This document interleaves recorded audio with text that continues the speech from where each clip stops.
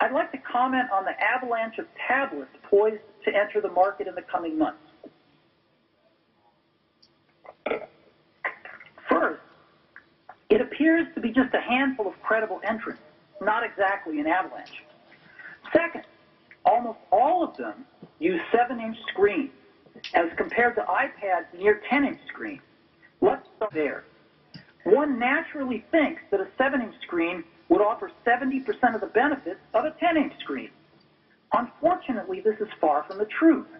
The screen measurements are diagonal, so that a 7-inch screen is only 45% as large as iPad's 10-inch screen. You heard me right, just 45% as large. If you take an iPad and hold it upright in portrait view and draw an imaginary horizontal line halfway down the screen, the screens on these 7-inch tablets are a bit smaller than the bottom half of the iPad's display. This size isn't sufficient to create great tablet apps, in our opinion.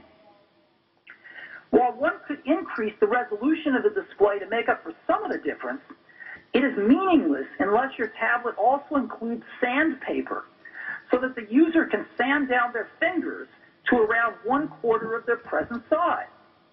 Apple has done extensive user testing on touch interfaces over many years, and we really understand this stuff.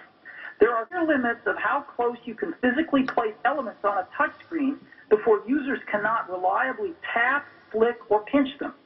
This is one of the key reasons we think the 10-inch screen size is the minimum size required to create great tablet apps. Third, every tablet user is also a smartphone user. No tablet can compete with the mobility of a smartphone, its ease of fitting into your pocket or purse, its unobtrusiveness when used in a crowd. Given that all tablet users will already have a smartphone in their pockets, giving up precious display area to fit a tablet in their pockets is clearly the wrong trade-off. The 7-inch tablets are tweeners, too big to compete with a smartphone and too small to compete with an iPad. Fourth, almost all of these new tablets use Android software, but even Google is telling the tablet manufacturers not to use their current release, Froyo, for tablets, and to wait for a special tablet release next year. What does it mean when your software supplier says not to use their software in your tablet? And what does it mean when you ignore them and use it anyway? Fifth, iPad now has over 35,000 apps on the App Store. This new crop of tablets will have near zero. And sixth and last, our potential competitors are having a tough time coming close to iPad's pricing, even with their far smaller, far less expensive screens.